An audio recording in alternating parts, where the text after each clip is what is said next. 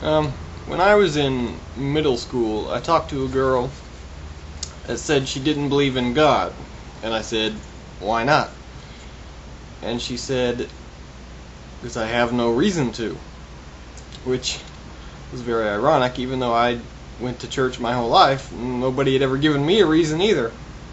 Well, I'm going to give you some reasons right now. Dr. Terry Watkins says Christianity is completely contrary to all other religions. Christianity is unique not only in theology, but Christianity is unique because it's the only religion that has been proven. There is actual evidence for it. Christianity is factual. Dr. Gary Habermas, Christianity has the virtue of being better known than other faiths in the West, but it is also the most misrepresented by the media. You remember those cartoons where Porky Pig will die and he sprouts wings and a halo and floats up to a cloud in the sky? Well, I've talked to enough people to know that there are a lot of people who that's all they know of Christianity. That is their entire image of Christianity. It's no wonder they don't take us seriously. Dr. J. Grisham Machen, the rejection of Christianity is due to various causes, but a very potent cause is simple ignorance. In countless cases, Christianity is rejected simply because men have not the slightest notion of what Christianity is. Billy Sunday said, Christianity is the only sympathetic religion that ever came into the world, for it is the only religion that ever came from God. And I'll prove that later. Dr. Benjamin Rush, one of the signers of the Declaration of Independence, said, Christianity is the only true and perfect religion, and in proportion as mankind adopt its principles and obey its precepts, they will be wise and happy. The Bible contains more knowledge necessary to man in his present state than any other book in the world. Dr. George Truitt, the one transcending, inspiring influence in civilization is the Christian religion. Civilization without Christianity is doomed. Let there be no hesitation or apology for the insistence that the one hope for the individual, the one hope for society, is in the Christian religion. R.A. Torrey, people say that Christianity is a blind faith. Not a bit of it. Christianity is a rational faith that comes from honest, candid, close thought. Men often say to me, I'm not a Christian because I think for myself.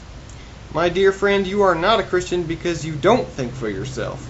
You don't think, and you know you don't. You deliberately refuse to read every book that would make you think. Speaking of books, Dr. Sam Gipp said, the Bible is like no other book. Well, he said a mouthful when he said that. Theodore Roosevelt, a thorough knowledge of the Bible is worth more than a college education. That's an understatement. Alexander Hamilton, I have carefully examined the evidences of the Christian religion, and if I were sitting as a juror upon its authenticity, I would unhesitatingly give my verdict in its favor. Dwight D. Eisenhower, any stupid person can deny the existence of a supernatural power because man's physical senses cannot detect it, but there cannot be ignored the influence of conscience, the respect we feel for the moral law, or the marvelous order in which the universe moves about us on this earth.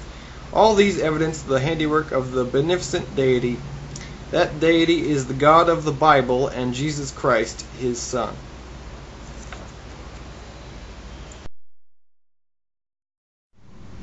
Okay, for all you atheists out there, I'll start with the basics. How do we even know that there is a God? Well, design requires a designer. Dr. Michael Denton, even the simplest of all living systems, bacterial cells, are exceedingly complex objects. Although incredibly small, each is in effect a veritable micro-miniaturized factory containing thousands of exquisitely designed pieces of intricate molecular machinery, far more complicated than any machine built by man. From Dr. Carl Baugh's website, creationevidence.org, the incredible complexity in living systems and the structure of the universe is beyond the possibility of natural development. We can come to a scientific and logical conclusion that a creator designed the universe based on the evidence. Mathematics professor and kinesiologist John Hefner. What is amazing to me is we spend a lot of money listening in space for rudimentary coded signals. ... would get headlines worldwide as evidence of intelligent life, and yet many scientists look at this incredible complex code right here that is the DNA and say, no intelligence did that. You know, that's a hard position to justify. The evidence for creation is so strong, it's illogical to believe anything else. No one would suggest that the clothes that we're wearing were not designed and put together by someone, or this building that we're in, the vehicles we drive, designed, put together by someone. And yet we are far more complex, and to deny the obvious is not only a leap in intellectual suicide, but it's a slap in the Creator's face. Psalms 14:1 says, "The fool hath said in his heart, there is no God." Romans 1:20, "For the invisible things of him from the creation of the world are clearly seen, being understood by the things that are made, so that they are without excuse." The creation itself is proof of a creator. Everyone's heard this quote. Dr. Werner von Braun: "They challenge science to prove the existence of God, but must we really light a candle to see the sun?" But people say, what about evolution? If evolution is true, then why would we need God to explain anything? Well, DJ Fuchuma, in something called Science on Trial, said creation and evolution between them exhaust the possible explanations for the origin of living things. Organisms either appeared on the earth fully developed or they did not. If they did not, they must have developed from pre-existing species by some process of modification. If they did appear in a fully developed state, they must have been created by some omnipotent intelligence. Okay, now the rest of the quotes.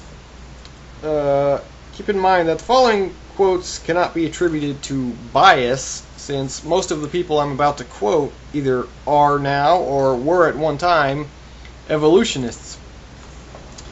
H. Lipson in the Physics Bulletin said, "I think, however, that we must go further than this and admit that the only acceptable explanation is creation.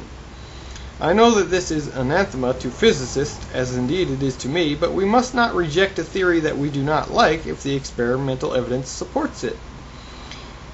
In fact, evolution became in a sense a scientific religion.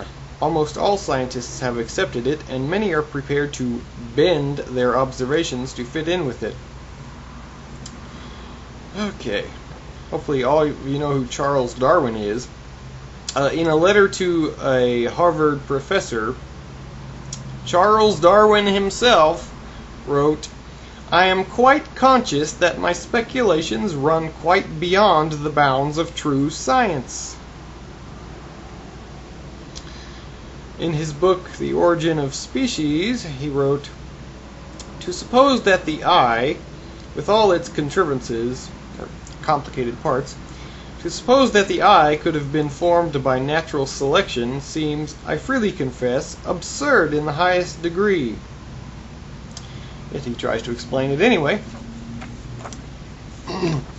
Mathematician I.L. Cohen: "Every single concept advanced by the theory of evolution is imaginary, as it is not supported by the scientifically established facts of microbiology, fossils, and mathematical probability concepts.